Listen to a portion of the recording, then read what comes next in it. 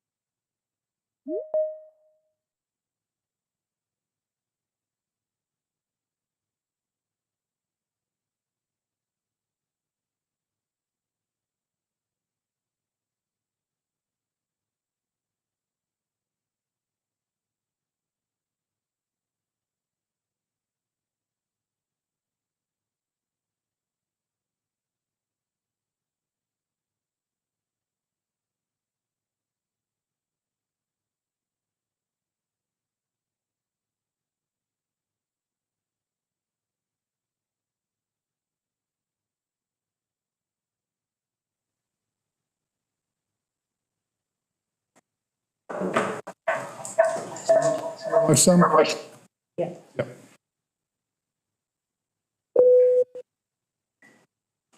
Thank you. Good evening. It's 7 o'clock. Right. I'll read a statement first. In accordance with the Openness of Local Bodies Regulations 2014, this meeting is being live streamed and may otherwise be recorded, filmed or communicated on other media platforms. The recording of this meeting will be made available on the Council's YouTube channel shortly after the meeting. Both councillors and officers in attendance are reminded to make full use of and to speak clearly into the microphones available at all times. A reminder that mobile phones should be put on silent mode. Those present at the meeting should refrain from taking telephone calls.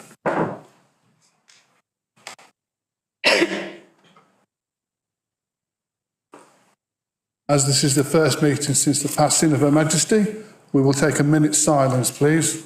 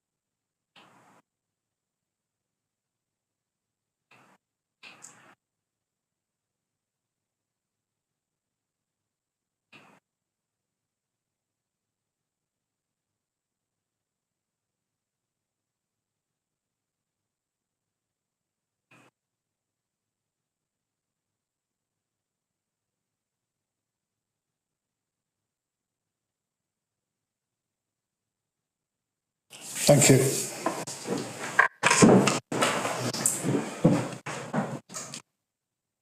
Okay, onto the agenda.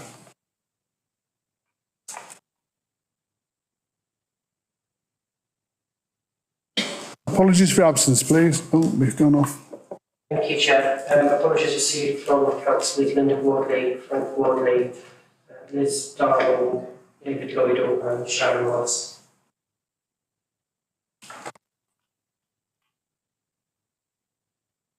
Chapman. Was working? Thank you. Seems to be a problem with some of the microphones. Okay. Appointment of substitutes. No substitutes, Chair. Thank you. Declarations of interest. There are none. Minutes of the previous meeting. May I sign? Move. Thank you.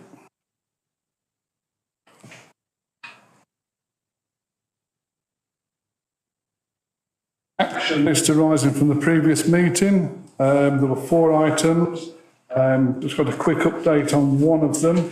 Mr. Gill. Thank you, Chair. Details were requested of any special severance payments made to date by the Council. I can confirm to members that there has been one payment made since November 2017. Thank you. Okay, that's the update. Petitions and deputations. Not received, Chair. Okay, before we go into the agenda, after the last meeting, I had a discussion with officers about the introduction of reports by officers, and it was a constructive discussion. And we're going to take all agenda items as read. You've had more than the usual time to read this because of events. But officers will be sparse with their introductions, and likewise members, can we please try and avoid any repetition? We were here till 9:45 last time and we didn't do all the items. I want a full and frank discussion, of course, and any questions, but let's keep it pertinent and to the point. Thank you. So there's been a slight adjustment in the running programme. We're going to take agenda item 9, maximising the council's income, first. Tracy. Thank you. Thank you, Chair. So this report builds on the latest engagement with the committee at the June meeting, and all of these intended to cover 2 areas in respect of income this evening. The first is to present a draft corporate charging policy, so this will be recommended to council for approval tomorrow evening. The second is to update members on the progress of the driving stand income generation concepts. And the updates are presented within the report. But in particular, there are 2 income ideas to be implemented: a community lottery and a new events management approach. I would like to now hand over to Jed from Gatherwell, who will provide a short presentation on the community lottery scheme. Thank you. Thank you, everybody. Can you hear me? Yes. Thanks, Tracy. Have you got a microphone? I have, yeah. Oh, he's on the screen. Okay. I'm on the screen. Can you see me? Yep. And I'm just trying to share my screen with you now. So let me know if you can see. Can you see anything now in front of you? Yes. Yes. Yeah. Okay. Well, thanks, everybody. Thanks for the invitation tonight. It takes me back, actually, because I'm a former cabinet member up in Greater Manchester. So I will get through this quickly as possible. Presentation would normally take 45 minutes, but I know I've only got 5 or 10 minutes, so I'll go through this as succinctly as possible. So Gatherwell, a lottery organisation. We've been running now for 10 years. 8 years ago, we launched our first local authority lottery, which was in Buckinghamshire. We now run 120 local authority or CVS lotteries across the country. We support over 11,000 local good causes, and we raise about £7 million a year for those local good causes, which is terrific news. It was something that I would have really liked to have had when I was a councillor. It would have been really good for me to support all my local groups that way. That slide just tells you about Buckinghamshire. They started off with 40 good causes. They now have about 343 local good causes signed up, and the funding that they raise is all completely new funding, new money, which the council would otherwise not have had. People choose lotteries because they want to get involved. We find that it's residents who want to support their local good causes, and it's played by people usually in the 50s to 60s, people a bit more disposable income. My parents live in Warrington. I've got a meeting with Warrington Council this week. They'd like to support their local good causes, but at the moment there's no real place that they can do that, so they support national charities. But this is something which is easy to do. It's easy to play, and it does raise a lot of funding for very little work. On behalf of the council, we would do all that work for you. This slide just shows where Buckinghamshire Lottery are at the moment. So they're a lot bigger area than Oadby and Wigston, but they sell 4,000 tickets a week, and that's how much they're raising, £104,000 a year. Sort of closer home to you is Harborough, still slightly bigger area than you, but they're raising £36,000 a year. Also, you've got Northampton, Daventry, Melton, Charnwood, and is it Blaby? They're already set up. They've been running their community lotteries for some time now. That slide just shows it's a bit busy, that one, but we could fill that 4 or 5 times over with the amount of councils that are already signed up and raising funds for you. This is how it works. People would pay £1 a week. It's all done online. So you'd sign up for a month or 3, 6, 9, 12 months. And then you have 2 choices when you're online. You select the local good cause that you want your pound to go to. If you don't, or if you're not quite sure where to send that funding, you have the option then to send it to a central fund, which then the council oversee. So that goes in the council's pot, and then they can do with they can either match fund it, they can put it to existing funds, they can spend it on marketing for the lottery, or they can distribute it between all the local good causes that are already signed up. This is how we split the pound. 60% goes to the local good cause. What we tend to do with councils, it's a 50-10 split. So 50% of that pound will go to the local cause, £10 will go into the central fund of the council, 20% of that then goes on to the prize money each week. We currently have a weekly jackpot of £25,000. That was last one 2 weeks ago. 2 people won the jackpot. This, of course, is no cost at all to the council. Gatherwell cover all the costs of all the prize money every week, but you have an option of donating all of that funding back to a local charity, which somebody did recently to somewhere in the Midlands. I think it was a local theatre group just come through COVID, and the lady who won the prize gave the whole £25,000 to that organisation. And then out of the running costs, then Gatherwell would take 17p in the pound, and the other 3 pence in the pound would go to VAT, which the council could claim back. So in essence, really, it's 63p in every pound that goes to local charities, local good causes. They're the prizes. So you have a 1 in 50 chance of winning a prize, and that's just a sliding scale of the prizes on offer. The asterisk next to the £25,000 is just what I mentioned before. It's not a get out of jail. It just says that all prizes that Gatherwell cover, so no cost at all to the councils. We also offer bolt-on prizes every 2 months, so it's just a way of encouraging more people to play, or keeping the people who are already playing there, keep them interested. We offer seasonal prizes, so it could be like a holiday in summer, it could be some gift vouchers in winter. This is how it works for the good causes. So Gatherwell would set up the website in collaboration with the council. You could name it, it could just name it that, Oadby and Wigston Community Council.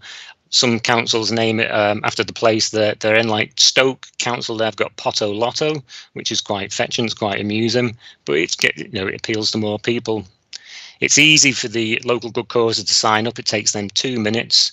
The council set the eligibility criteria, and then they can just sign online. And then once they're signed up to the website and the lottery's in place, they can start raising funds from their supporters.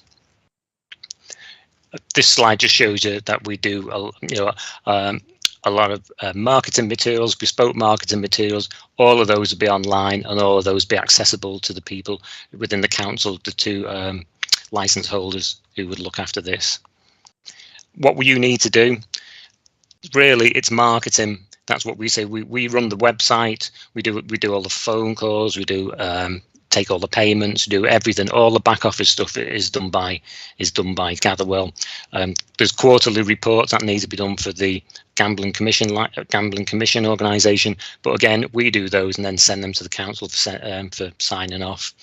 So it's really just a case of where your local organisations are, and it's a case of inviting all them in to sign up and to be part of this. This is just like a range of support that we offer. So we run the website on your behalf. It's there. It's on for 99.7% of the time. We just take it down for a few minutes on a Saturday to carry out the draw every week. Again, we do all the marketing. There's just an example of some of the John Lewis vouchers. It's just a way of engaging with more people. This is how we run the lottery. We are in touch with all the people who play. We deal with all the payments. We also make sure that people are looked after. So if anybody's got any queries, they would phone up, and it would be like with a local number, and we would answer the phone as, say, Oby and Wigston Community Lottery. You've also got the two people who would administer this within the council. They've got daily performance reporting structure there. So anytime you can go on that, you can see how many tickets you've sold, how many local good causes have signed up, and what your projections are for raising funds. Again, I just mentioned that with a dedicated phone line for anybody within the area who wants to play. And then we are your lottery expert, so we would help people. The two people who had signed up would have to go through the Gambling Commission licence application. We would support them through that. Of course, some people say, well, it's gambling, so we're not interested. But it's the same as you're a councillor and you go to a school fete and you buy a raffle ticket. It's deemed exactly the same as that. It's classed as low risk gambling, or people tend to. It's usually tended to be called incentivised giving. We do have mitigation there in place. If anybody, it does say there 20 tickets, but if anybody was to buy 10 tickets, we would contact them to see if there was an issue with that. And we have had 3 or 4 in the last few years of people who we've had to have a little chat with just to make sure that everything's okay. But we tend to find people who are buying 10 or more tickets are in the syndicate. And across the UK, we find that on average, it's £1.80 a week people spend on the lottery. This shows you the from conception to launch. So it takes 26 weeks. So you've got a lot of lead time. Most of that's down to the application for your gambling license. But in the meantime, then we would set everything up in place ready for that.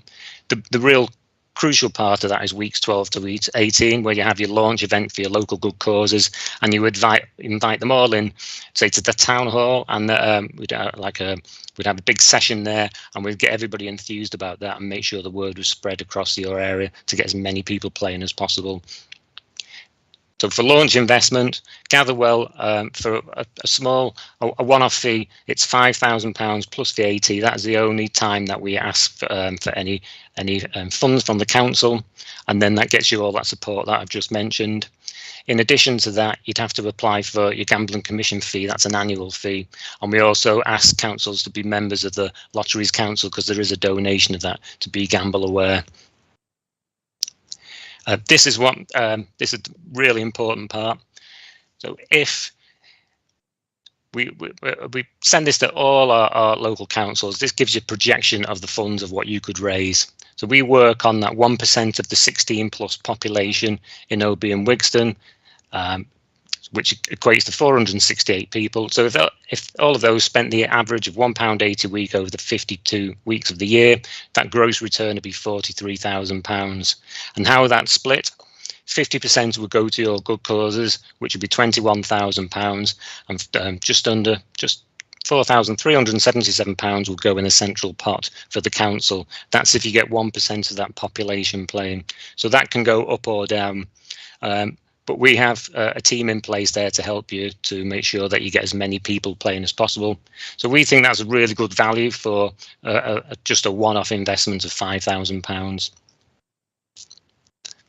and that's it. That is the quickest I can do that in.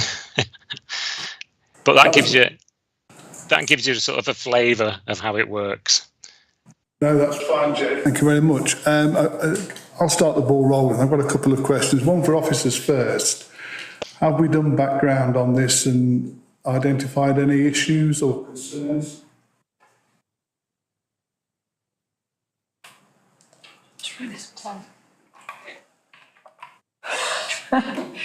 Thank you, Chair. Perhaps if I can invite John Wells to comment on that. We have undertaken some due diligence, but John may be able to explain a little bit more. Context, John Wells has led the corporate management team in taking some of these income generation concepts forward. So John, can I invite you in? Yes, thank you, Tracy, and good evening, everyone. This is something I was involved in a previous. We worked very successfully, and there are a number of lottery schemes across Leicestershire and the wider area. I've had conversations with, and predictions that Jed's mentioned and highlighted in the presentation have been seen to be actually deliverable. Okay, thank you, John. Then my other question to Jed was, if we find it doesn't work for whatever reason, is it easy to get out of? Yeah, there's no penalty, nothing like that. I mean, the least time you can sign up to is 12 months. But there's no actual penalty. If it doesn't work, it doesn't work. And I mean, we've got 120 of these up and running now. I think we've lost three in those 8 years since it's been running, and that was just a change in the political. It was the new mayor, I think it was, or the new ruling party didn't actually want to play it, and that was it. It was simple as that. Nothing to do with the sort of service level, or nothing to do with people who would really enjoy playing it. It's just a really positive thing. I can see it from both sides, being an employee but being an ex-councillor, and looking at all the community groups that I used to support, who they just needed £200 or £300 a year just to keep ticking over and offering those really good services. And this way, they don't have to actually apply for anything. They don't have to complete forms. They don't have to jump through hoops. All they've got to do is direct people to the page on the website, and then people can start donating to those good causes. Okay, thank you, Jed. Right, questions from members? Samia? Thank you, Chair. Very quickly, as it is a form of gambling, I know you mentioned that you do some checks if somebody plays more than £10 a week. But is there any other mechanism of checking if somebody plays regularly? They could be playing £5 and on other sites? Yeah, we've got access to everybody who plays, so we know how many people buy tickets. So as I just mentioned before, we have had only a few occasions that we've had to contact people, and we see ticket sales of just under £250,000 a week. And I know probably since I've been in the organisation, I've not had any, not spoken to any colleagues who've had this issue, but over the years, I've had 3 or 4 people. I did talk to somebody in a council in Greater Manchester. He was the officer I was dealing with. And he said to me that he was an actual gambler, he liked playing on the horses, and he said this wouldn't appeal to him at all because there's nothing instant about it. There's nothing, you can't spend money on the day. It's all played on. It's where you have to pay in advance online, and you can't pay cash. You can't go into a shop and buy a card. So it's not instant gratification. So it's for people. We find that people who play this their motivation is supporting organisations. They're not motivated by winning a prize. Okay. There are forms. I can send a form over to you, which highlights all the gambling mitigation issues on it. Further details. Okay, thank you, Councillor Joshi. Thank you, Chair. Quick question, Jed. You mentioned about the website. Now we've got a newly developed website already with a member hub. How important is it to have a separate website to the one that we already have? And could it be integrated into that on a certain portal? Did you say that you've already got? I missed the first part of your question, Councillor. what it is we've got our own website. So, and we've got a new community page or a new community hub that people can log on to. Is it imminent that we have to have a new website to do the lottery, or could it be integrated into the one website? I'm just thinking there's too many different websites to look for residents. That's all I'm gauging at. Yeah, I mean, we would have, we'd use the Gatherwell website. It's hosted on our it's powered by our engine, but it would be hosted on your domain. I mean, there's ways we could look at integrating yours into ours if people wanted to give that way. Jane, if I can just come in there, it's Tracy here. I think the answer to your question is that we just create a seamless link, so you wouldn't know you were leaving our website and joining somebody else's. It might just have some different logos on and be managed to gather well, but it would have our logo on as well, and you wouldn't know the difference. Thank you, Tracy. Thanks, Tracy. Thank you, Chair. In its simplest sense, we're about to go through a period of lack of money, expensive money, lack of certainty, and dare I say it, I think we are all at this point gambling on the economy going up, down or sideways. In which case I believe that we should give this a go for for a year and then make a decision whether to make it permanent thereafter. Thank you. Any more questions for Jed while we've got him? Councillor Bolton. £5,000 actually for? What I've set out there, Councillor, the £5,000 is of the setting up and running of the website. It's then dealing with all the card payments, and then it deals with all the any phone calls. So all of that, it would be listed. But as I mentioned, we run the lottery for you. We run the website. We do all that back office stuff. All we ask you to do is promote it to your local organisations. So that's what that £5,000 for. And that's ongoing, so that lasts for however long you have the lottery. We provide all those services, 100% of those services, just for that one-off fee. Thank you. Councillor Hatt again. Thank you, Chair. I was just going to ask that, does that 5,000 include any advertisement or promotion? Part of my question's been answered. Yeah, all the marketing materials are with.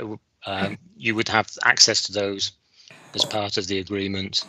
You can do your own, but they're all part of the people who would have access to the computer at the council. They would have access to all of those marketing materials. Yeah, that's all provided, and we've got staff on hand. Then some councils say that they want to reinvigorate their local community lottery, so we have ways and means of supporting councils to get the message out to more people.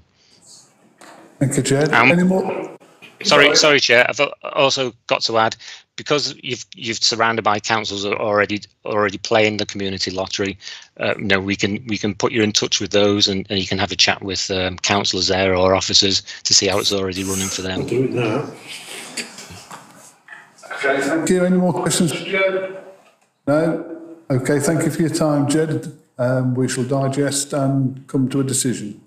Okay, thanks, Chair. Thanks, councillors. Thanks, everybody. See you again. Bye-bye. Bye. Okay, back to Tracy. Nothing further to add, Chair. Nothing at all on maximising the council's income? Oh, Councillor Bolter. Yes, Chair. There's an item not on the list. It's either on ongoing or original list. It's not there.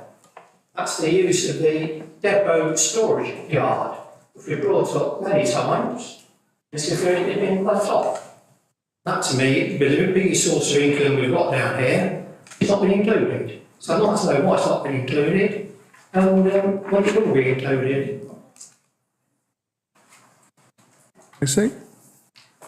I have no awareness of that one, Councillor Bolter, unless my colleague John Ross would like to comment, otherwise we'll read something back to you.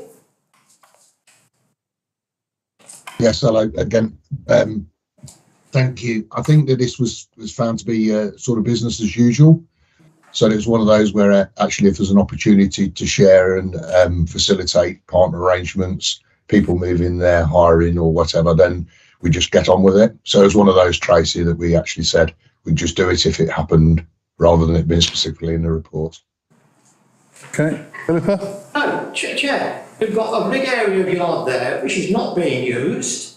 There's no reason why it can't be let to a third party for storage, some form or other, bring income to the council, bring instant income without any investment from us, and I want to know why it's not been included. It keeps being forgotten. To me, it stands out to be the one thing we can actually raise money on quickly.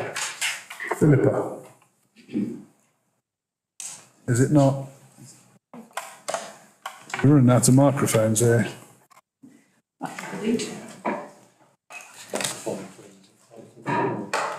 Councillor Bond, thank you for raising that. Sorry, that sounded very loud. Apologies for that.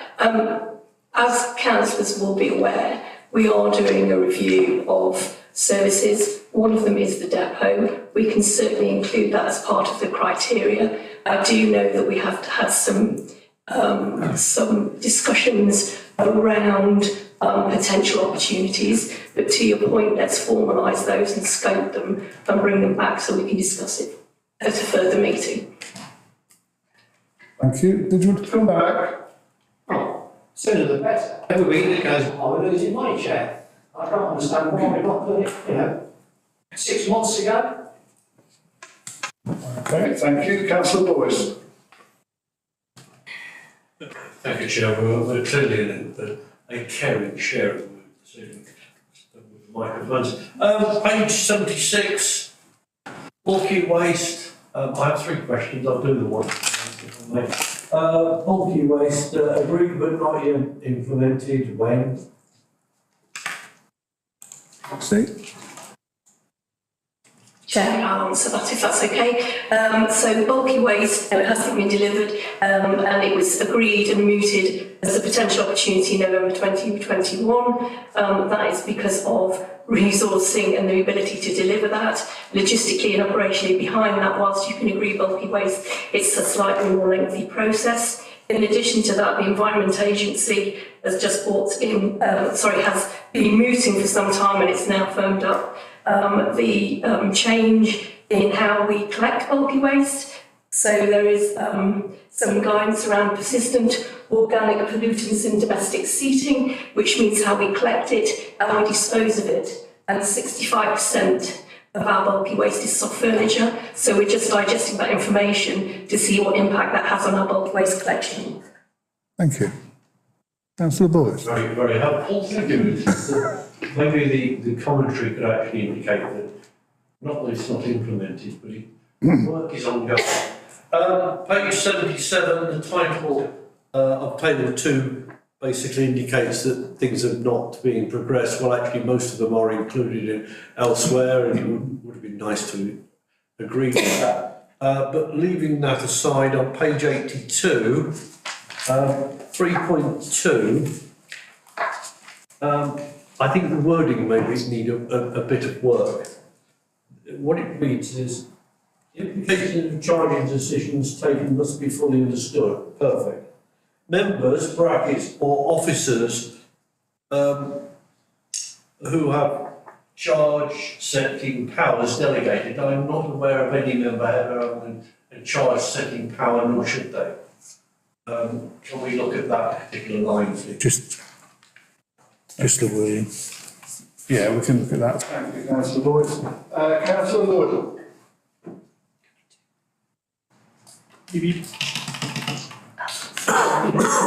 Sorry. It's fast. Okay, thank you. Sorry about that. Thank you. I welcome the document. It's very succinct and gives you some lot of information. However,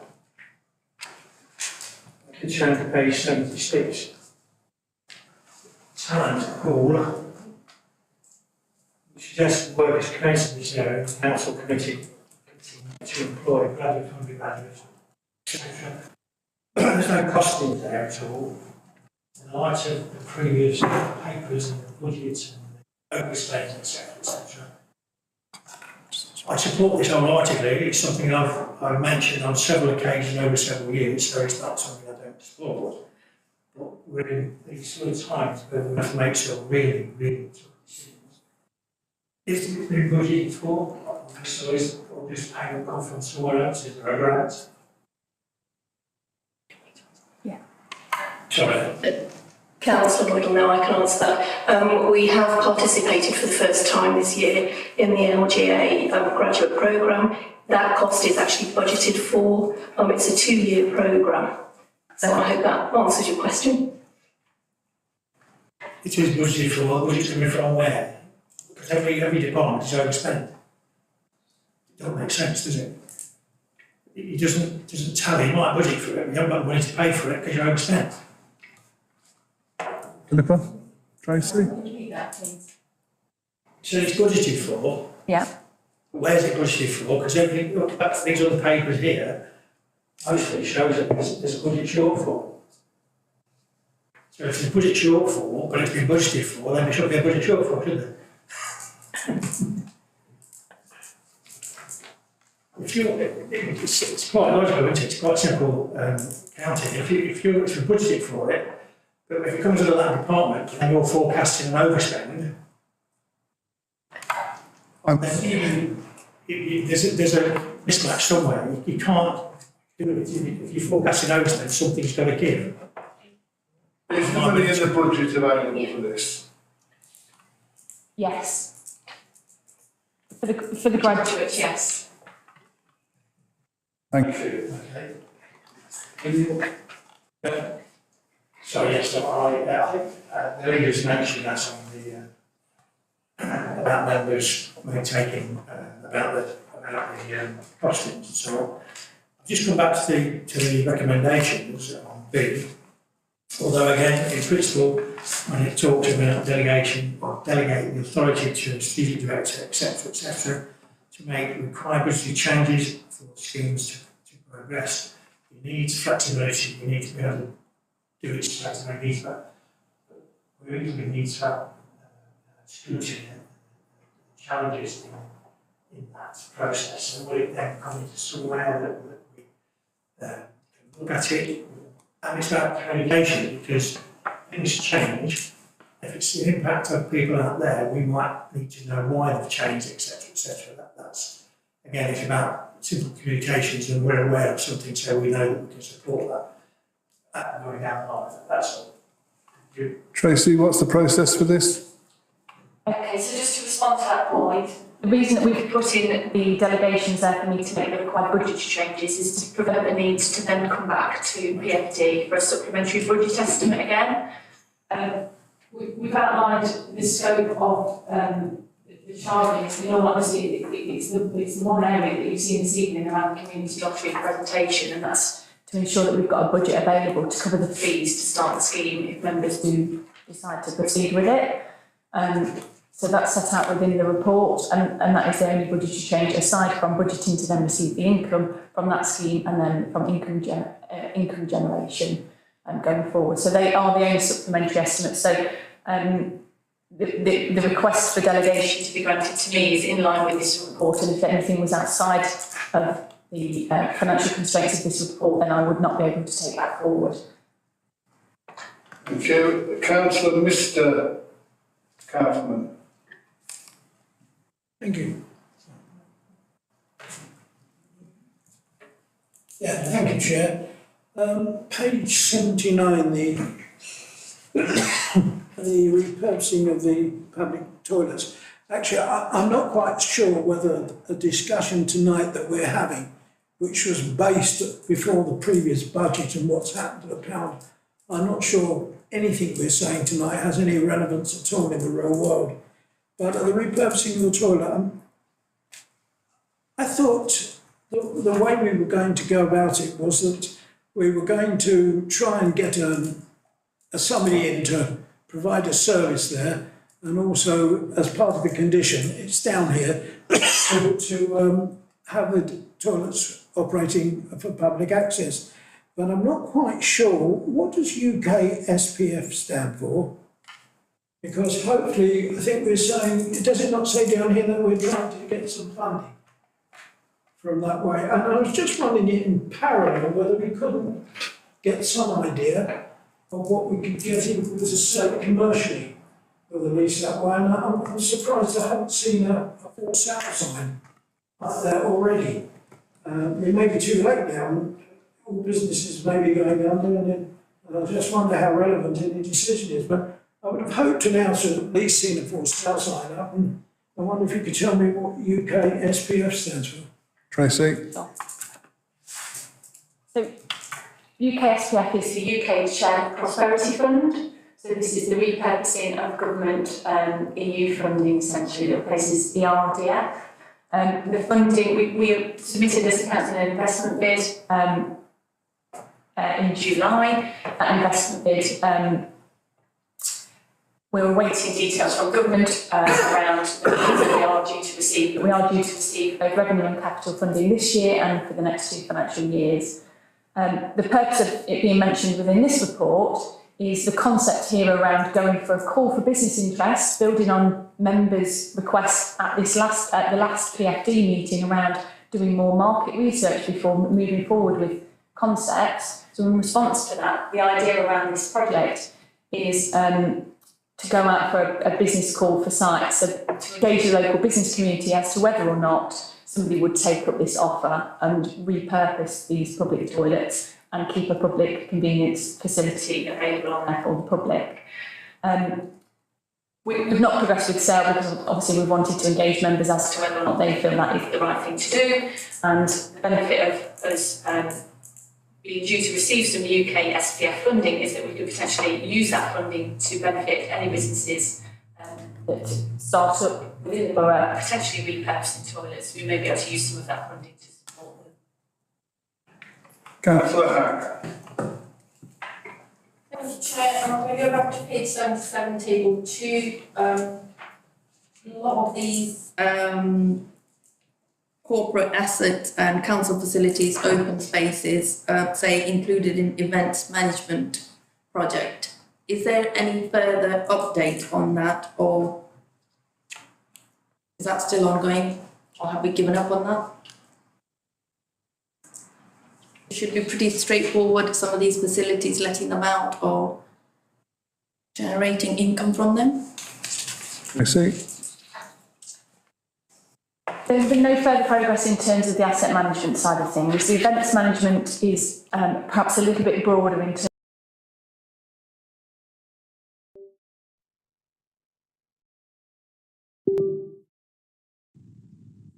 update on assets. We don't have an update for you this evening, but that will come before the committee at the PFD meeting.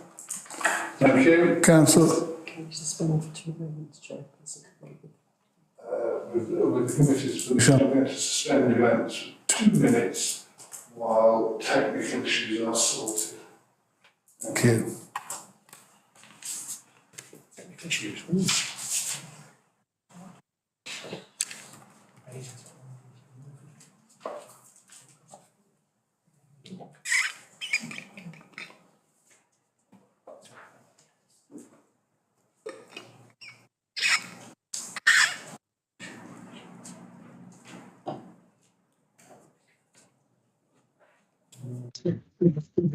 Okay, resolve all issues. Thank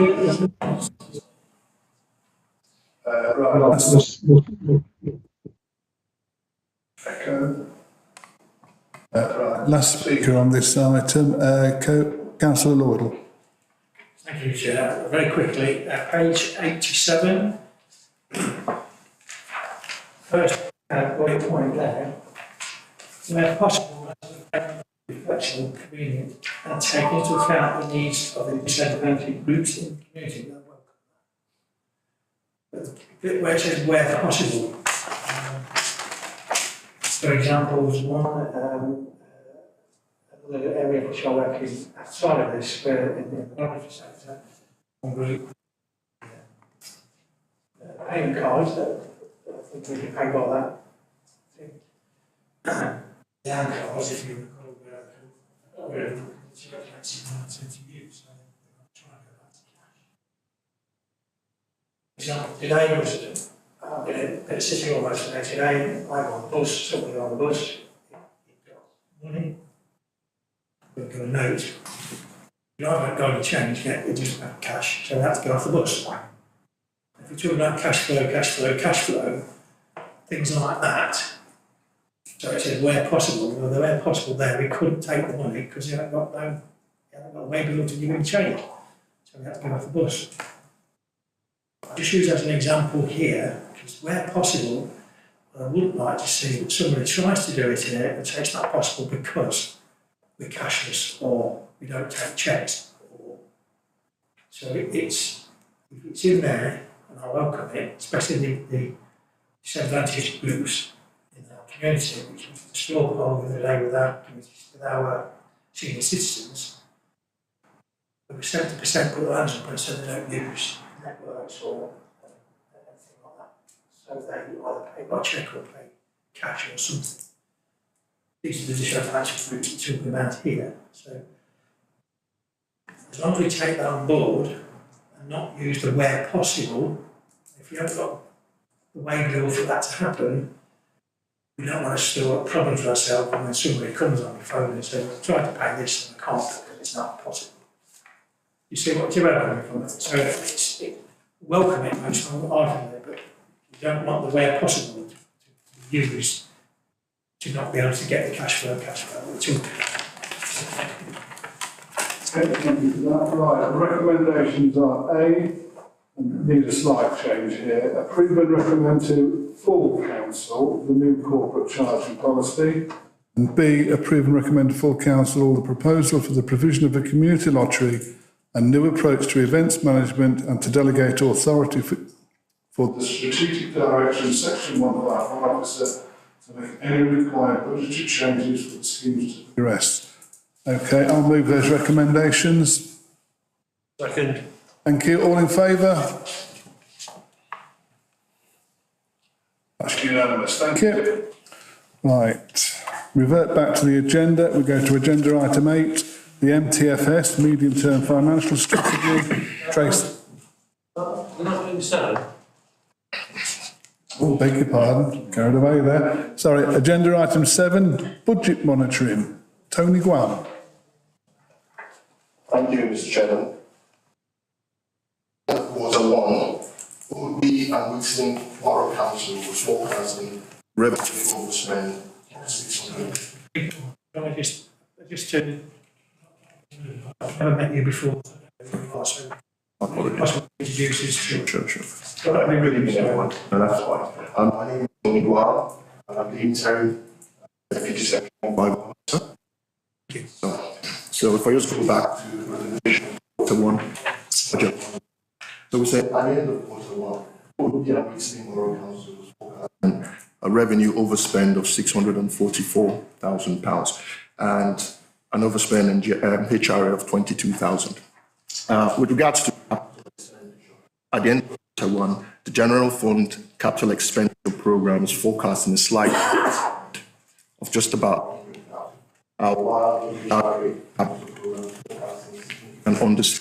and this is mainly due to a slippage in one of the programs. The breakdown of the forecast and the mitigating action are in the circulated report. So if you have any questions, please feel free to ask. Thank you. Thank you, Tony. Any questions on this? I mean, events have changed remarkably since the budget was set. We all know the reasons why for that. So any questions? Councillor Boyce. Thank you, Chairman. On page 15, legal and admin. Let me just find the appropriate. There's 25,000 variants potentially, which gets a bit confusing because there's actually 3 other figures written down, where we may have to bear all the legal costs if we don't win. Well, we've written it down, therefore that opens the question, what are we on about? Or actually, we shouldn't be able to ask what's on about. However, I am somewhat concerned you've written it down. I'm happy to answer that because the reality is that the court case has now ended. We are just. I have no microphone. It's not working. My apologies for that. I'm happy to discuss it because the position is that the court case has ended. It ended last week. We are waiting the judgment from the court. It is in relation to a piece of land in Long Street, which you will notice as you walk past, which has got a grey fence around it. The costs that were incurred were the original demolition of the building and clearance of the site. We are just waiting for the outcome. In the event that we are successful, then we will recover the land because we've gone for possession. We will then have that land which we will be able to sell on the open market, and from that we will be able to deduct the costs that were originally incurred plus any court costs that the court award us. The reverse of that is that if it goes the other way and we get nothing and we do have to pay the costs, and that's just litigation, I'm afraid. Thank you, that clears that one up. Page 16, planning control, 70 overspend.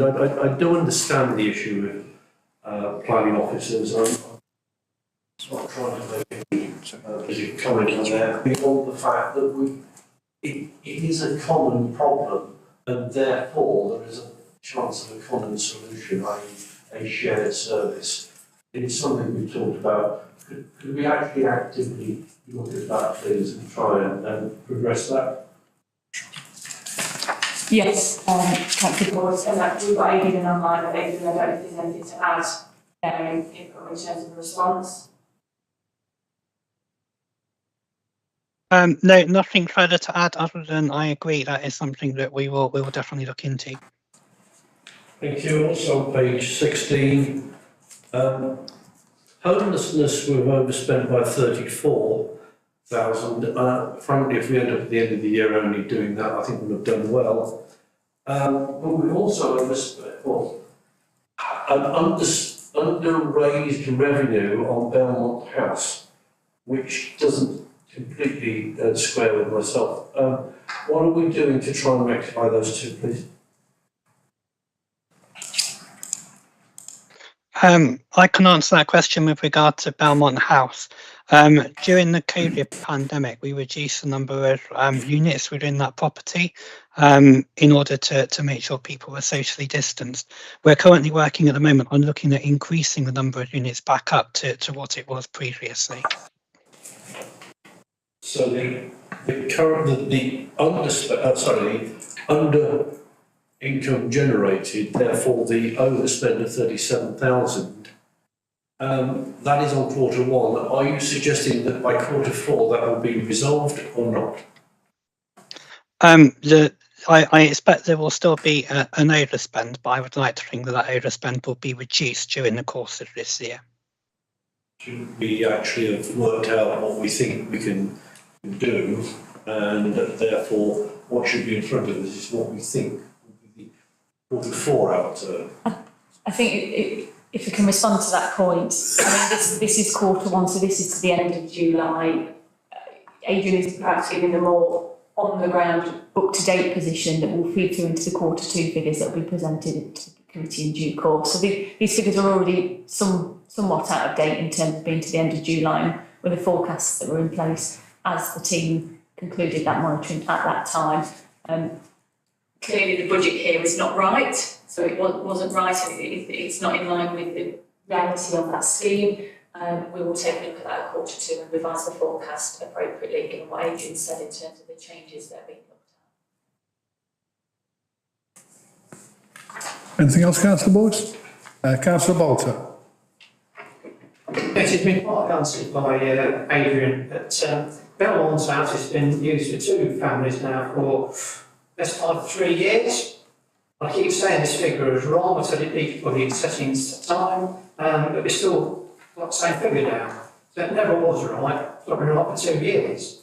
You can't reduce a place from 5 families down to 2 and expect the same amount of income. It doesn't bear it. So that's vastly wrong. Thank you. Councillor Lloydell. Thank you. Again, page 15 and legal admin services. It's probably me. I just want to clarify the wording about the costs.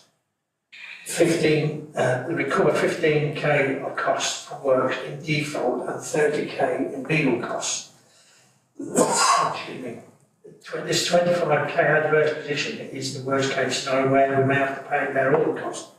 Are we 25k going to pay back, going to lose, or I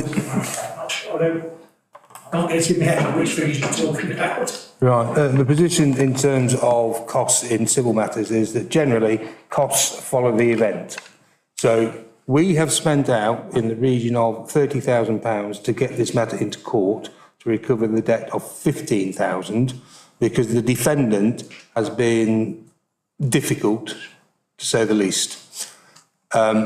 If we win the case, then we will get our £15,000 back, which is the principal debt. In this case, it'd be because we're going to get the land. And then there is a question of the costs, and we are satisfied that those costs are all incurred correctly, and it's for the court to order whether or not they're reasonable and proportionate in the circumstances. In the event that we lose and costs follow the event, we will have to cover the 30,000 that we've already spent on our own costs, and there is a potential that we would also have to cover the defendant's costs, which are estimated probably somewhere in the region of £15,000 to £25,000. So that is the position. Thank you. Okay. Councillor Hack. Sorry. No, finish off please, Councillor Rudall. Again, page 16, we're looking at licensing service. There's a vacancy that has not been filled since April, therefore forecasting savings. Great. But this position is expected to be filled by the 1st of October. Why? Because we're still overspent. We've still got a budget deficit. So therefore, should we not be putting this on hold until we get a position where we're not in a budget deficit, we can afford to pay them? Councillor Lowell, as far as I'm aware, we've not issued a moratorium on employing any staff. So if this position needs filling, then... Can I just come back on that one? It's my area. Councillor Gill. Okay. The reason why it's being filled is because you'll be aware that the electoral services manager, Mr Tucker, left at the beginning of the year. Mr Ball, who was the council solicitor, has been promoted and has taken over mainly the electoral services. We are also currently doing a large amount of work for another authority, so we are getting an income stream. The reality is that Mr Ball and I cannot do everything that we are required to do, including planning for the election next year, without the assistance of this further solicitor. How are you going to pay for it? Simple as that. For me, you put a moratorium on all posts, you put the business plan and the cost to say this is where it's come from, how are we going to spend. You can't carry on and say we're going to do it, but we're still going to spend. Because you've got to ask to set a budget, which we can't, well, we couldn't do it, I can't vote for it anyway, because you're going to be overspent. We keep it on, it goes on further in this report.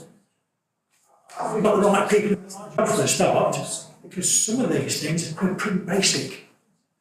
When you say, I've got a groundsman, we didn't know we got, we pay an extra. And it goes through like that. I'm thinking, all the cemeteries, all went on last year's, we didn't very we went on last year's figures. You don't want 1 year's figures, you don't want 2 years' figures, you might want 3 or 5. So who's doing it that's getting it wrong? Because that's what's happening. I accept inflation, I accept all of that, but some of this is pretty basic. We need to deal with it. And we might have to take a pragmatic view and say, right, get back on this, moratorium on all posts, and I'm not saying you don't do it, this is how you're going to pay for it.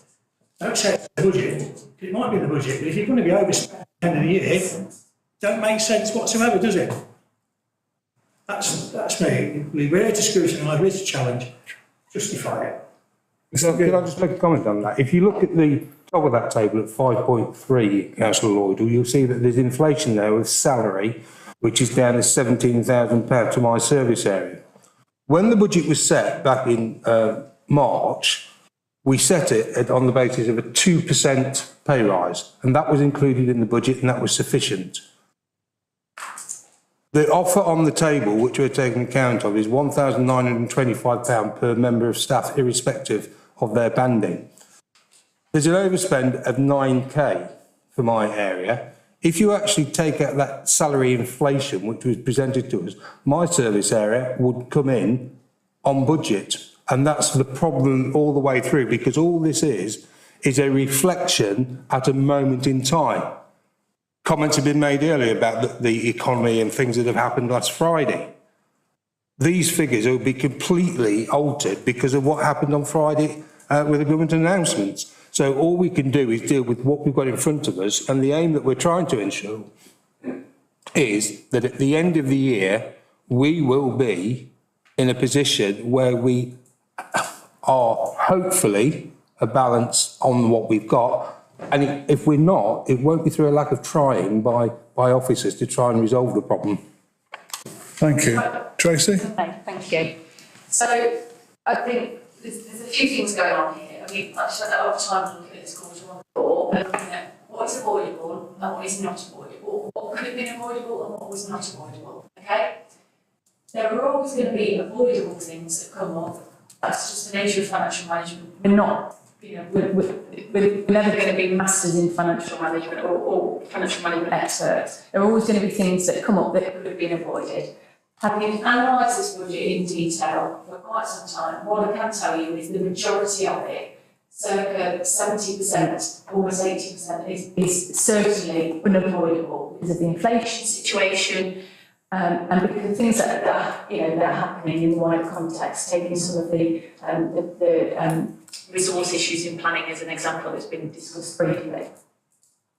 There are some areas where things have been avoidable, but I would also remind that the budget was put together a whole year ago, and things do move. And in terms of enhancing our financial management at the council, that is going to take some time. We are on a journey here, and I think we recognise that as a council, and to get through a cycle of budget setting, and to respond to your point earlier, Councillor Bolter, about a particular item for Belmont House, this year through the budget setting process, you will get to understand every incremental budget change. So I will give you that assurance that you will see that as an actual budget change, and you will see that budget being changed for future years based on the forecast use of that particular scheme. So I hope that I can give you some assurances that we are changing the course of direction in terms of that financial management practices, but it is going to take some time. I think on the point of those difficult decisions about when vacancies come up, we are actively managing vacancies and looking at vacancies, and we're not straightforward replacing posts where that isn't necessarily the most sensible thing to do. But there is also then a balance between running a council here and running operations that we need to finally balance and finally manage. I'll hand over to Philippa now, perhaps just to say a little bit more around that resource management and people management. But certainly moratoriums and certainly vacancy management is something that we're actively looking at through the medium-term financial strategy, the sustainability plan, and some further work that will be undertaken as part of the people strategy. Philippa. Thank you, Tracy. Yes, I think it's really important to point out that we are being proactive. There is a lot of work going on in the background. Tracy's already spoken about the vacancy management process. We do have a robust process around that, and we're not just filling posts regardless. We also linking that into the people strategy. I think somebody mentioned earlier on about shared services. There is a detailed plan being worked on at the moment about what we can and can't do, what potential opportunities we have across working with shared partners. One of the things that I am starting to work on at this moment in time are service reviews. This is looking at each service area, do statutory, non-statutory. I am currently working on a scoping document, and each service area will be completely different because of the offering that they have, whether they're front-facing. There are some, for example, for revenues and benefits, it will be legislative around those areas. To Councillor Gordon's point about what it costs, what staffing there is. So there are some really robust processes being put in place in the background, and we are being proactive on it. that service review scoping document will be completed shortly. So I hope, as Tracy said, that allays some concerns around the situation that we're in and what we are actually doing proactively to manage it. Thank you. Anything further, Councillor Laurel? Bear with me. I'm not telling anybody, not a person or anything like that. We're here to challenge and to scrutinise and we need answers to. Because at the end of the day, we are responsible for this budget. And we need to be in a position where you're asking us to support and help. That's exactly what I want to try and do. But I need to get it clear in my own head where when we talk about paying 18 at the top grounds maintenance, salary cost for grounds maintenance operative, that wasn't budgeted for. I don't understand that. It wasn't budgeted for. Why would someone make a decision to put somebody on and say, well, we'll put one anyway? It's those silly things like that that gets to it. Again, come back to domestic refuge collection. We've been here before, we spent forecast every year for higher staffing. It's not about how much the ICANN staff costs. I've got it somewhere. You can employ a couple of people permanently, which would probably avoid that. And you save a lot of money. Or you start looking at the services that you've got and start bringing them together and make them flexible so that the working force is that flexible that you won't need high staff because you can use them for those particular services. That's something that happens all over. So are you looking into something like that? Vacancies.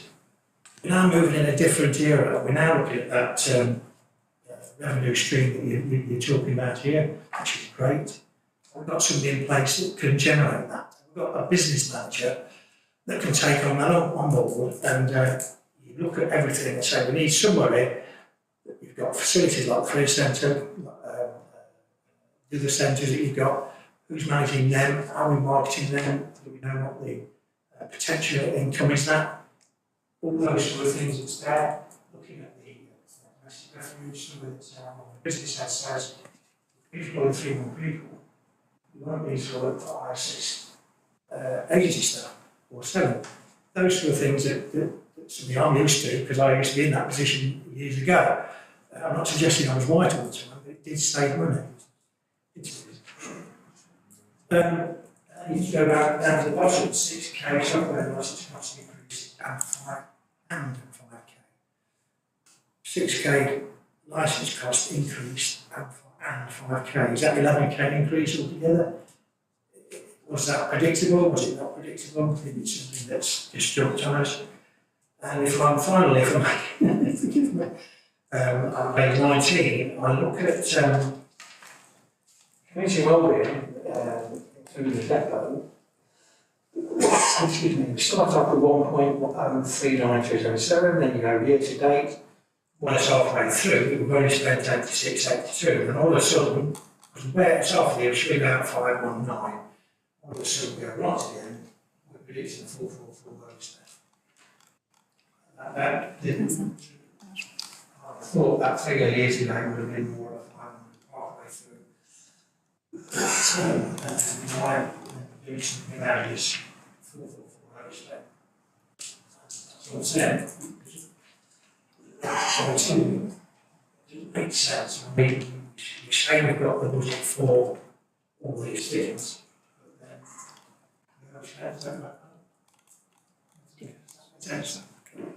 I think there were some questions. Mr. Gill. Thank you, Chair. Can I just make one point with regard to the grounds maintenance operative that wasn't budgeted for? The reason that there was no budget is that the person concerned was employed on the waste collection.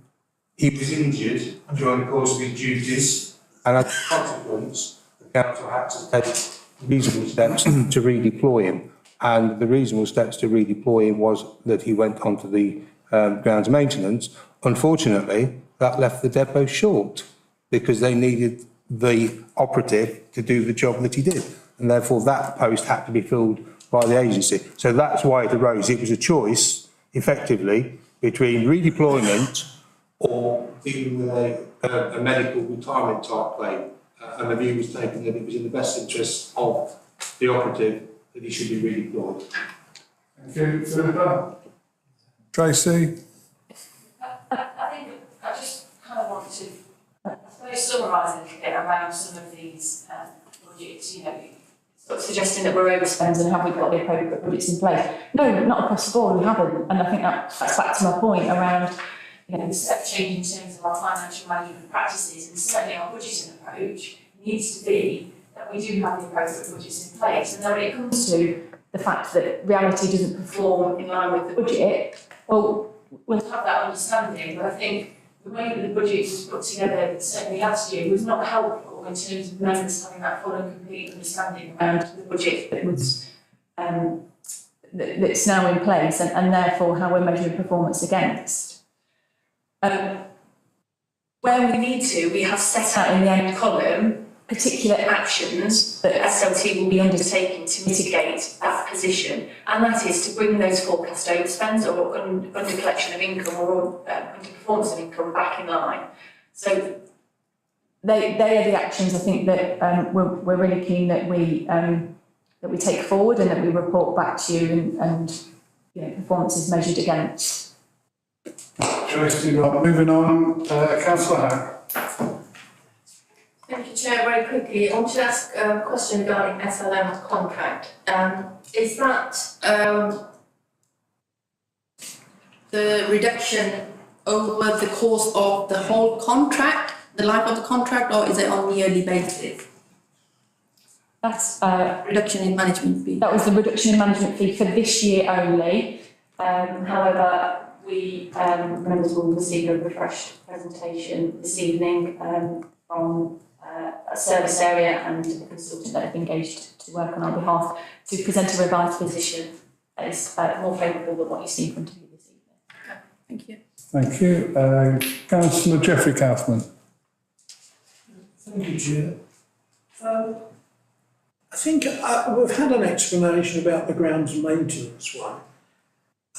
So I assume, as we never had a shortage, the ground maintenance department has now got an extra person there, so they're doing extra things that weren't happening before. Is that? No, that's not the position, Councillor. We had a retirement from the grounds maintenance earlier in the year, which we never filled. So there was effectively a vacancy within. But the way the budget works, the salary for that person had been taken out of the budget because we were trying to balance the budget and moving things all over the place. So no, the grounds maintenance staff are not, or do not have an extra or additional operative. Shadows. Now, if I can go to the crime and disorder partnership, please, the 11,000. I assume that could be reinstated once you've had a review, and the 15,000 plus could be put in as a contribution from the housing revenue account. Because if I understood this correctly, there was a contribution of 15,000, and somebody thought that they were paying too much from it or it was unfair. So I said, you're going to review it, and there's a possibility this could either be reduced or turned the other way around. Sure. We are going to undertake a wider review as that's all charges between general fund and HRA, so for things like grounds maintenance, general kind of management overheads, and of course this will be one of the areas of the flows between the general fund and the HRA. What I will say is that the charges, in line with, as the report says, the HRA ring fence regulations, the charges do need to bear the consumption of activity, services and so on. So it does need to be fair and it does need to reflect the work that's been undertaken. But essentially, if there are still work around this theme, then there should be a charge to the HRA. So that alongside of the theme will be looked at. Thank you, Tracy. Councillor Walter. Yes, Crown's made a know all about that, but £41,000? That's an awful lot of money. We don't pay that much for our grounds maintenance. With the overwhelming, so I think that figure needs to be looked at in the and, you know, all the state of Jeffrey has up my housing revenue account. If it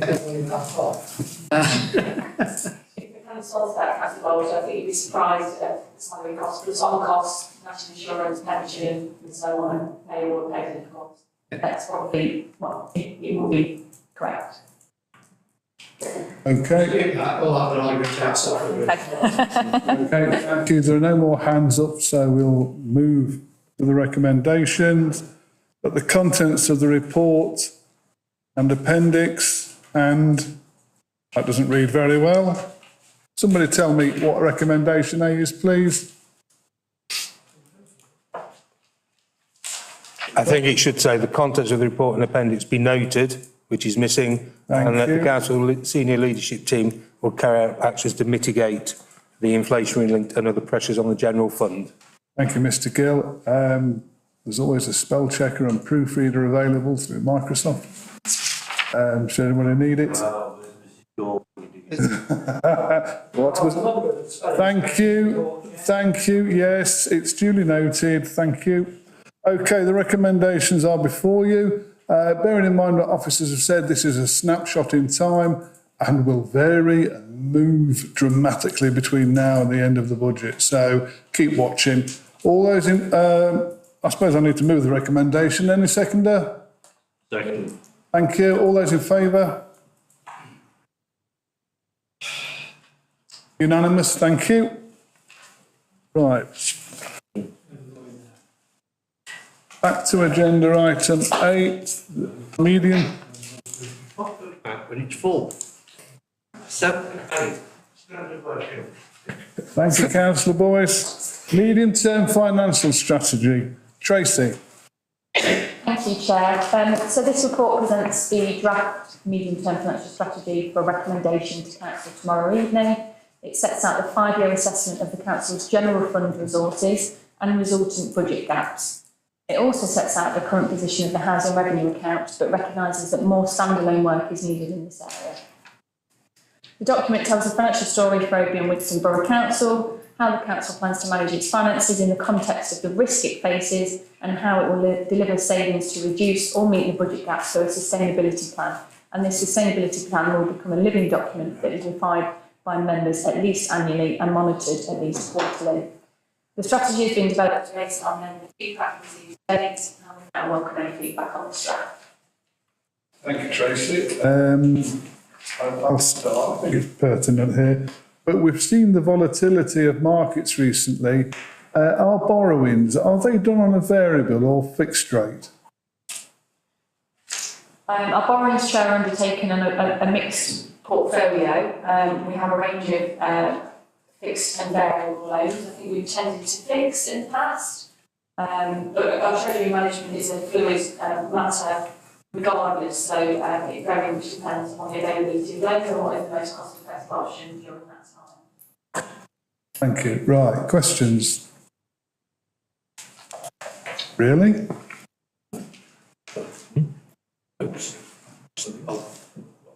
I'll keep talking while Mr. Boyce fetches his coffee. No worries. Challenging times then, Tracy.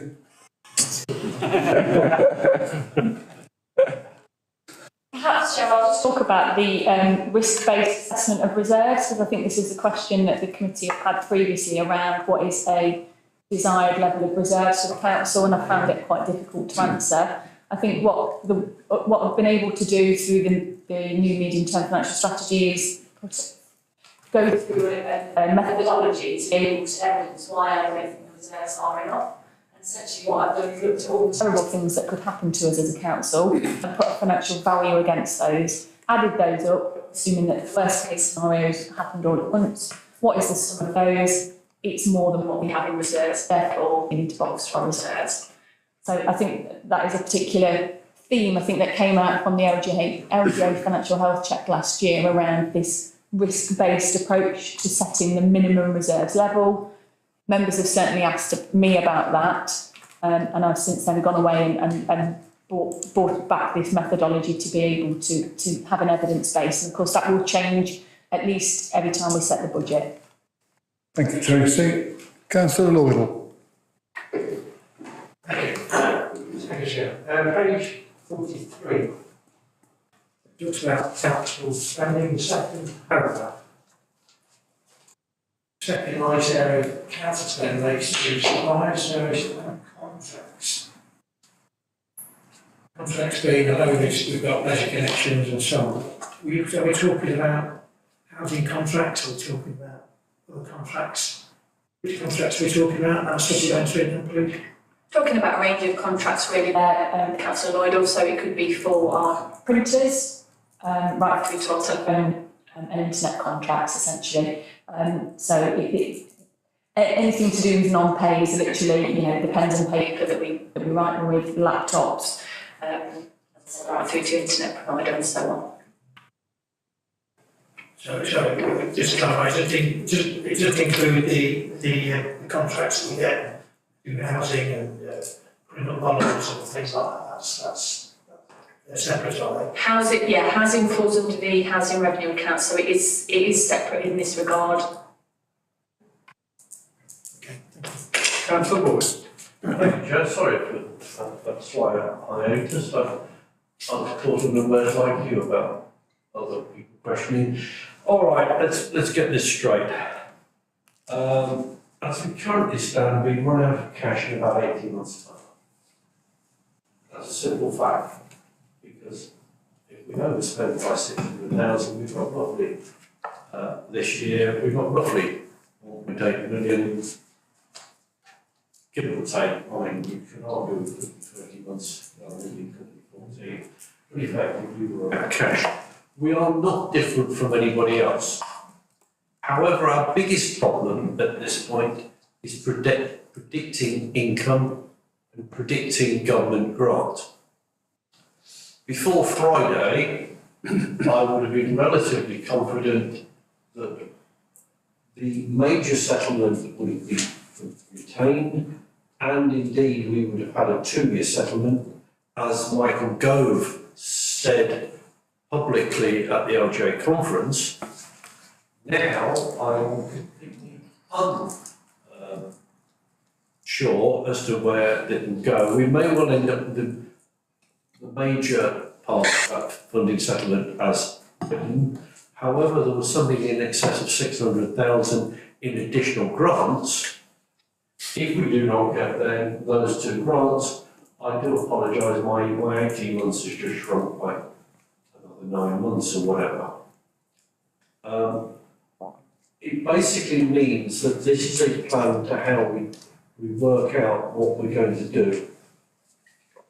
And by December, my guess would be that we are going to have several more meetings and there will be difficult things on the table. We will have to reduce spending. We may well have to increase income. That is just a fact of life. We will not be any different from anyone else. My guess would be that as equally, we probably shouldn't make the decisions until we've seen the settlement. However, that does mean that from settlement to the February setting of council tax, we've got 6 or 7 weeks of exceptionally hard work to work through what we will and will not do. So I think this is a good start. It's a good set of tools, but there is significant additional work to do. Thank you. Thank you. Yes, it will be challenging, but we have a set of capable officers who will take us forward. I was going to move to the recommendation until I saw Mr. Gauffman's hand go up.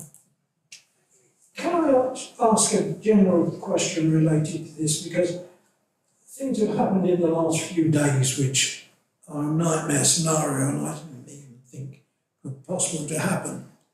Now, the biggest commitment, and as far as I can see, as a council, which we're stuck in the middle of, is moving our council offices. Massive commitment. The whole world has seemed to have changed. We've got £1 worth getting less than $1. And the whole economic scenario has changed in a few hours. We've got the Bank of England and the world looking at a budget, which quite frankly the rest of the world think are nuts. And so what's our situation as far as our biggest spenders? If I was having a house built at the moment and I was moving halfway through, what am I committed to? What am I going to get stuck to and what effect was that? And is it possible to have some sort of update? Obviously not this evening, but this has happened so quickly and so seriously. I think we must have some form of shorthand update. Is that possible, Chair, or you to the officers? Do your best, Tracy. I think if I just respond to the sort of, I think where you're heading on the Brox Hill and the office headquarters move, I think well, that project just saves this council revenue. So I think that's a really important thing of £100,000 per year. So that will reduce what we pay. If we decide to reverse that decision and stay here, then we have significant capital investment liabilities here that we would need to sort fairly quickly. We've also built in numerous caveats around the contract for the capital spending at Brox Hill. The biggest of those being that it is a fixed price contract, so we've been incredibly fortunate to be able to do that, and actually that wasn't by luck or fortune, that was by design. So we've been really fortunate to be able to do that. So I think that's a strength going into that. And at the moment, given the economic conditions, that is not an area of concern. That was one where actually we could see that things were looking bleak, and we made those changes. Going forward, yes, I think we'll take that on board. I'm happy to produce some kind of reporting back to you in terms of state of play. So perhaps that's something I'll take away and have a discussion internally about how we'll bring that back to you, whether informally or formally. I'm grateful for that, and I don't know what should be allowed, not allowed here, but you'll tell me to shut up for it as well. Are we in a position now where the sale of this has actually gone through and somebody is committed? What are you allowed to tell me? If I was selling a house now and I was in the middle of negotiating, I would be a bit concerned, I think. I'm going to defer to Mr. Gill to see whether we should be answering that. I think we answer it the way that we answered it previously. The building. I'm sorry. Sorry, I think my response is the same response that's been given previously, is that the building is under offer. Okay, thank you. I've got two more speakers, then I'm drawing a line under this one. Councillor Hack. Thank you, Chair. A very simple question. How does the Bank of England rate increase impact our housing revenue account? And if it increased again, would we be able to sustain our borrowing? So the interest rate, doesn't it, does affect our housing revenue account borrowings. So we've got a number of housing revenue account loans that won't be impacted by interest rate changes, and that's because they're fixed, and they were fixed at the time that we took out the self-financing loans. However, we are in a position where day to day the housing revenue account needs to borrow to sustain its capital investment plans. At the moment, that's just our standard treasury. And as a local authority, a council-wide, we have to borrow occasionally to manage our day-to-day activities. Again, that's just part of our treasury approach. We will be impacted by interest rate rises or fluctuations. We typically pay a preferential rate with PWLB, which is it 10 or 100 basis points below? I think it's 1% below Bank of England interest rates. So that's through the Public Works and Labour Board. So interest rate rises will be passed on to us. We also borrow from other local authorities, and we also lend to other local authorities occasionally, subject to them meeting some requirements from us internally in terms of us wanting to deal with them. And if those rates are sort of dictated by the market, so the Bank of England rates do lend themselves to what happens in the market there. So yes, it will impact, but overall on the HRA, actually predominantly, so the majority of debt is actually fixed. Thank you. Okay, final speaker, Councillor Bolter.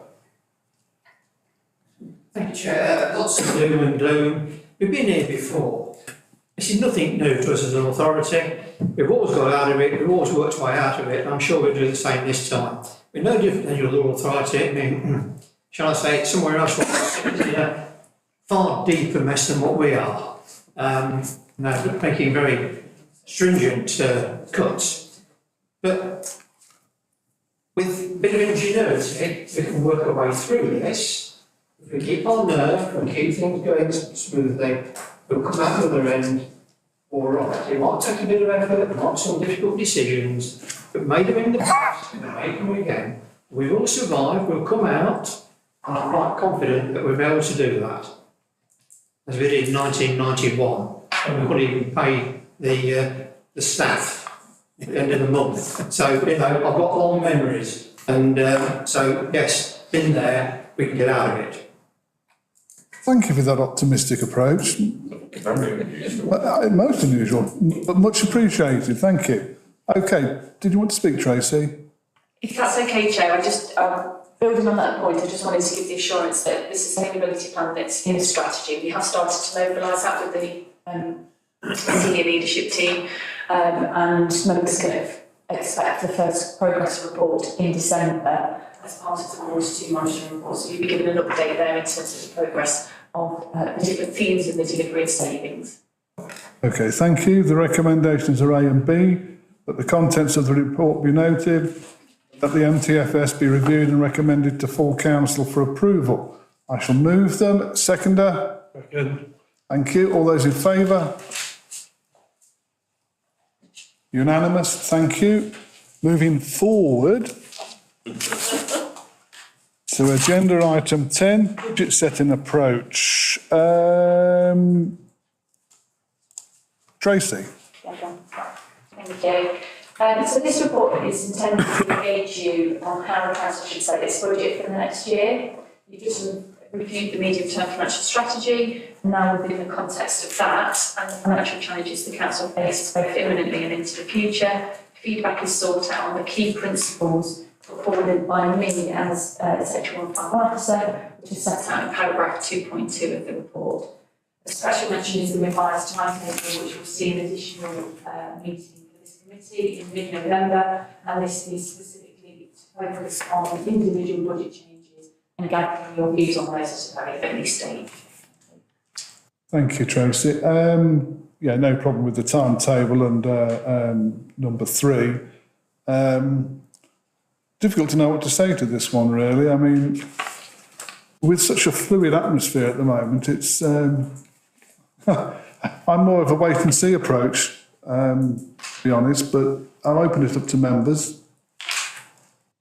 Councillor Lloydell. Yes, thank you. Members provide feedback. Assuming meeting programs, when we have that breakdown, so session training here, we accept suggestion, etc. So on this, does that relate to some of this things here? Because some of this I see is something that we talked about in those breakdowns. For example, page 90, 2.2, talk about savings should be delivered.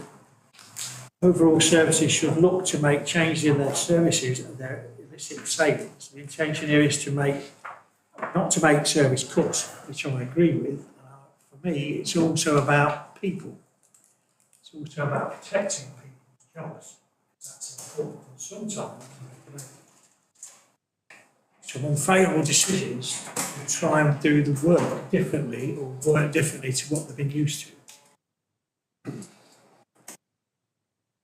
So for me, it's. Microphone, please, Mr. Oh, sorry, yes, I beg your pardon.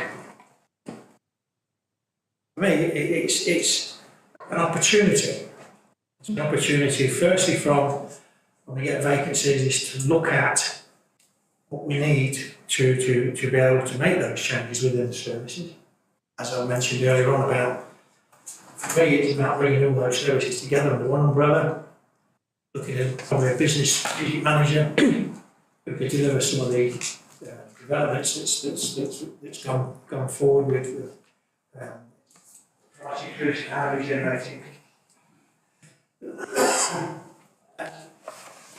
It's about the flexibility of the staff as well, the flexibility of how they do things, how we do things. Which I'm sure, it's a pragmatic view, because it's all about, again, I'd say, people are important. Every time you look at a budget, we always talk about the costs of staff. So it's taboo. Look at how much these staff costs, and then it gets people back, so they say, well, let's cut some of these because they're cost effective. Well, it won't, will it? Because it's self-service. So for me, staffing is important. And we need to look at it from a very hard look and say, what do we want as an authority? What do we want? If we turn ourselves slightly to a business run line, that's what all the city are most day to day. They're going to really wake me for a police and crime panel meeting because, as it was suggested to the police and crime panel, these budget figures are looking into a crystal ball and not being realistic in what it's trying to do. There could be work with that. But what I'm saying here is that we've got an opportunity, when you look at that overall service, we've got to make changes. Hopefully, excuse me, so I've been tested 7 times, so it's just a cough I've got. That we can take that pragmatic view and not work in isolation and bring some of those services together in one place and one business manager to overlook that. Investing in staff, flexibility, which, and also looking at some of the contracts we issue out. So I saw, for example, on what do you call it, members' inquiries about something falling down, a couple of posts been doing. The answer was, well, we'll get a contractor to do that. Well, that's time, that's money. We should have people within that sphere to be able to do that. We used to call it the capital gap. Simple as that. They're the people that used to go out and do things like that. So I'm saying that is a good opening for me to share with you the experiences I had over 20 odd years plus that that's very kind. That if you really seriously look at it, there are potential savings there that protects those staff. If you invest in them, take it with them, they become more flexible in what they do. I just share with them. Okay, thank you. There were no questions there. Do you want to comment, Tracy? I think. Oh, thank you. I think in terms of this budget report, we're very focused on what the member-approved mandate for service areas, and I think what you're describing there, Kevin, is more longer-ranging and strategic in nature, and links in very nicely with the sustainability plan that's in the medium-term commercial strategy, of which we are starting to mobilise and deliver. One of the key themes in that sustainability plan is service reviews. And Philippo started that work through the people strategy and around service reviews. I don't know if you want to say a few words about that.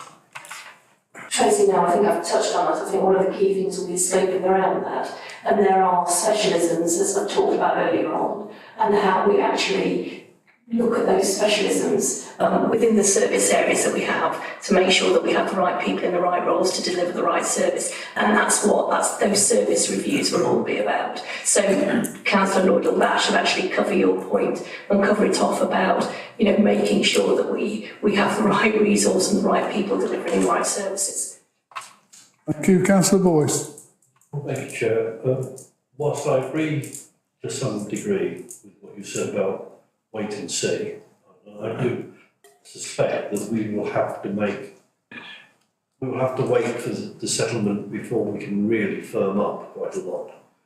Nonetheless, I think there is an awful lot of work this year, unusually, which would take place in the 6 to 8 weeks. And I will point out that could impinge on people's time. I don't think there's any way of avoiding that. I think members often say and mean that they wish to be involved. I think this year that is likely to happen more and more.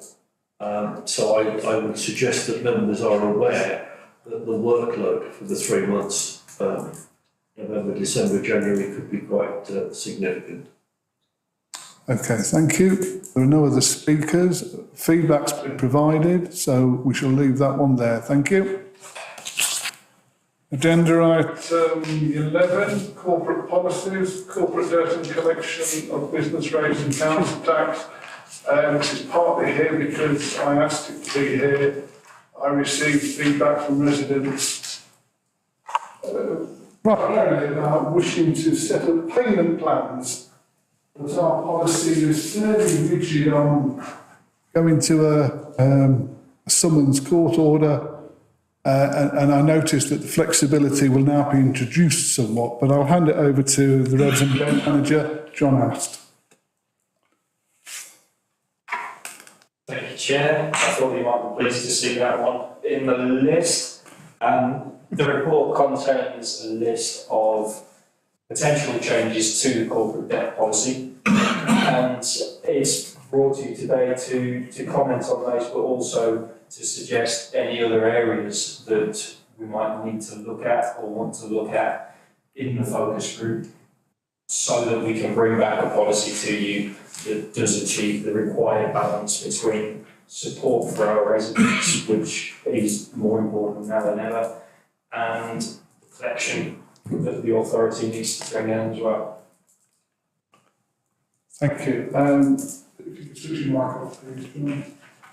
Yeah, I appreciate it's a difficult balance. Primarily as a council, we have to get the money in, I take it.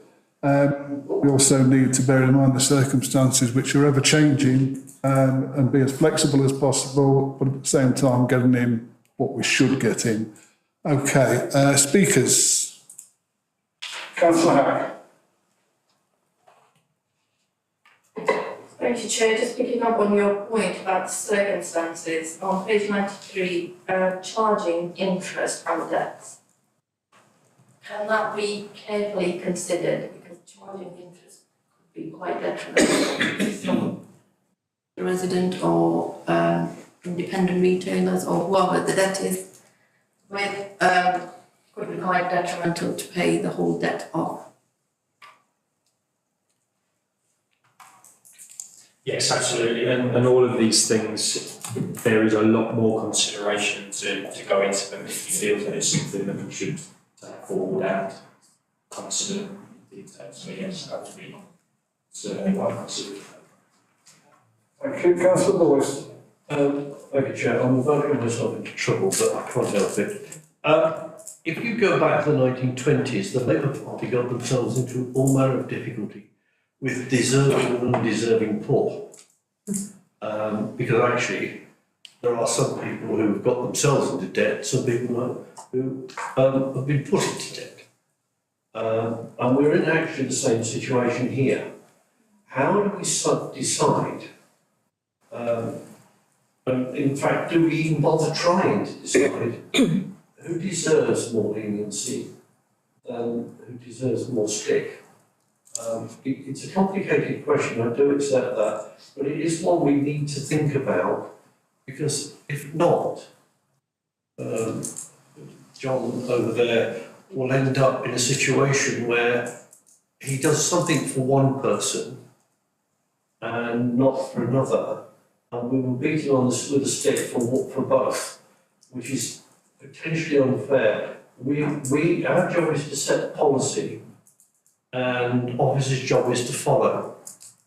That policy should include guidance about who deserves and who doesn't.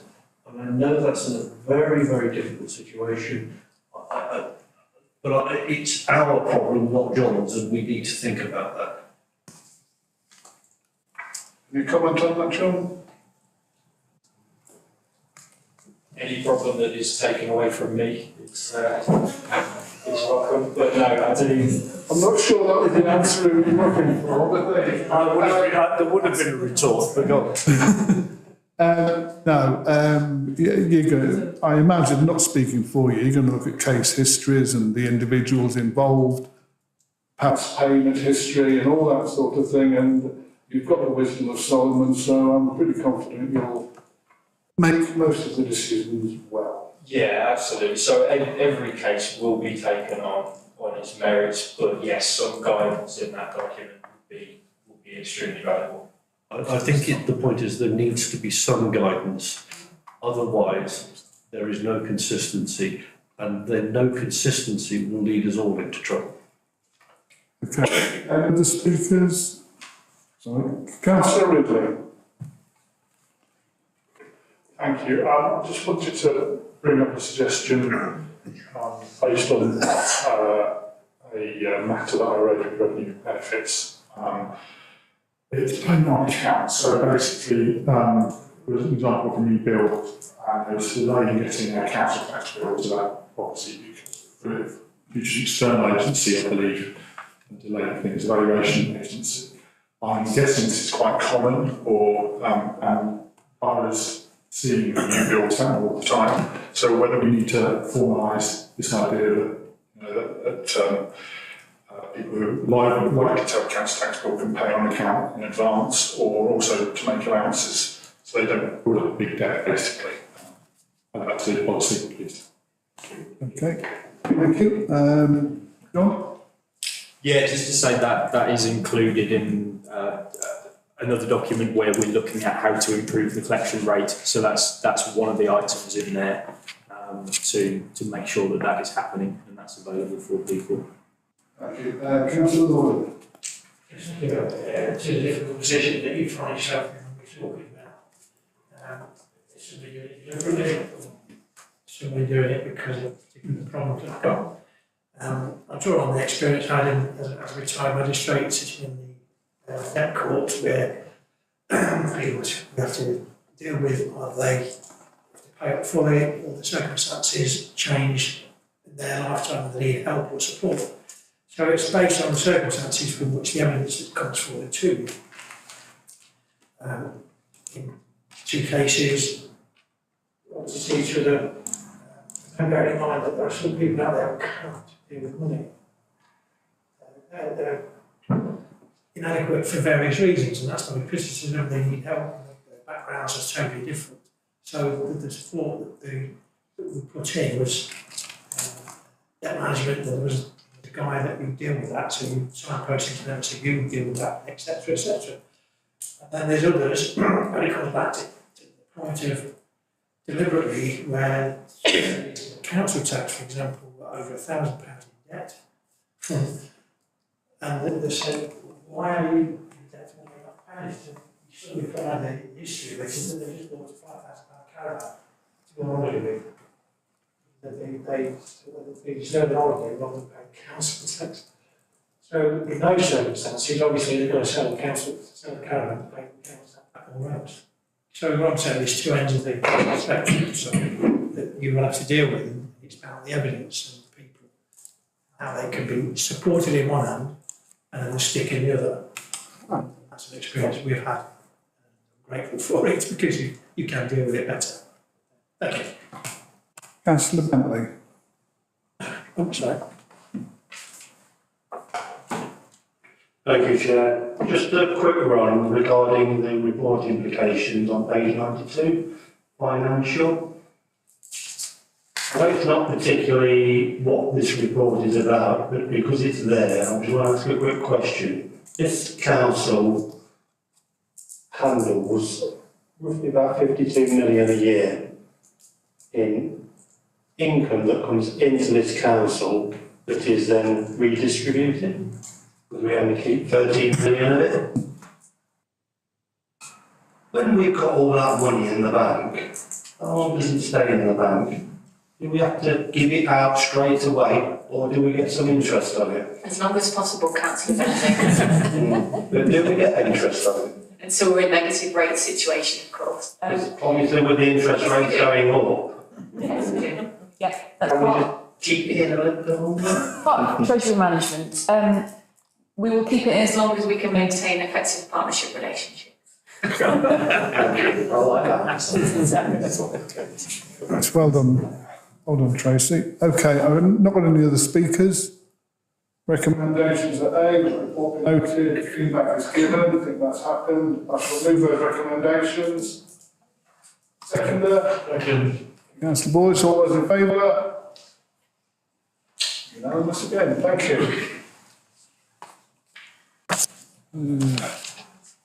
General item 12, volunteering policy. Andy Dingley. and another new face for me. And he hasn't got a working microphone. This is going so well, isn't it?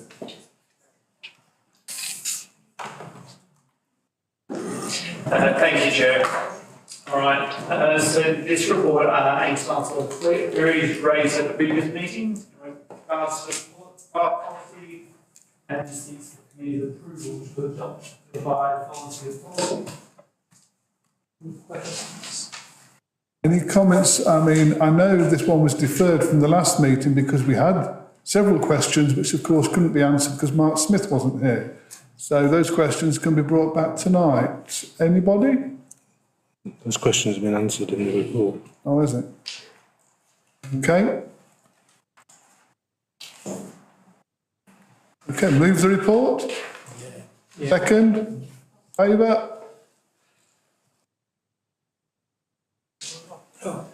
Yes, unanimous. Thank you. Okay, agenda item 13, ethical standards and indicators. Mr. Gill.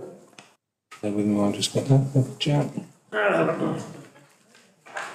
Thank you, Chairman. This report is a standard report which details information for members such as member complaints and corporate and ombudsman complaints, FOIs and ASB reports and resolutions. The report's before you. Happy to take any questions.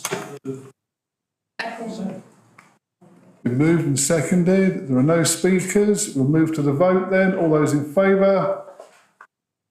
Unanimous. Thank you.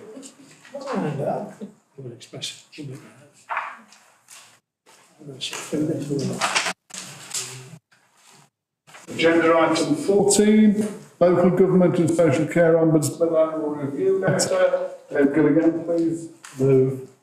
Second. Wait for it. I've read it.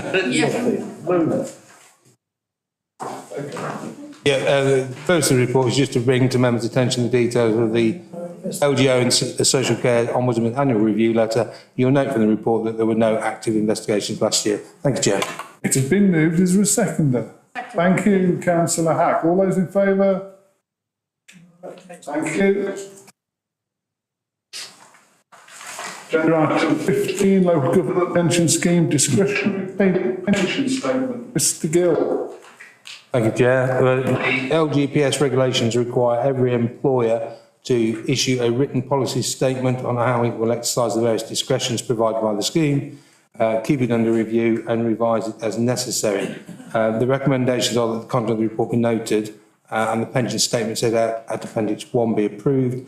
The only occasion where the Council does make exercise of discretion is in respect of flexible retirement, which you previously dealt with the case before this committee, and then there is a discretion redundancy payments being actual salary, weekly salary, as opposed to the statutory. Other than that, the Council does not exercise any discretions in favour of employees on the basis of the costs involved. If anyone's got any questions? Thank you. Anybody? I shall move it. Seconder? Second. Thank you, Councillor Bolter.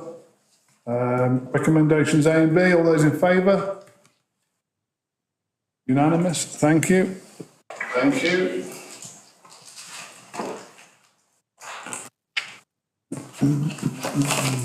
Now I need to read out the following statement. That under section 100A brackets 4 of the Local Government Act 1972, the press and public now be excluded from the remainder of the meeting on the grounds that the business to be transacted involves the disclosure of exempt information as defined in Part 1 of Schedule 12A of the Act as amended, and in all the circumstances the public interest in maintaining the exempt items outweighs the public interest in disclosing the exempt information. The live stream of this meeting will now be stopped.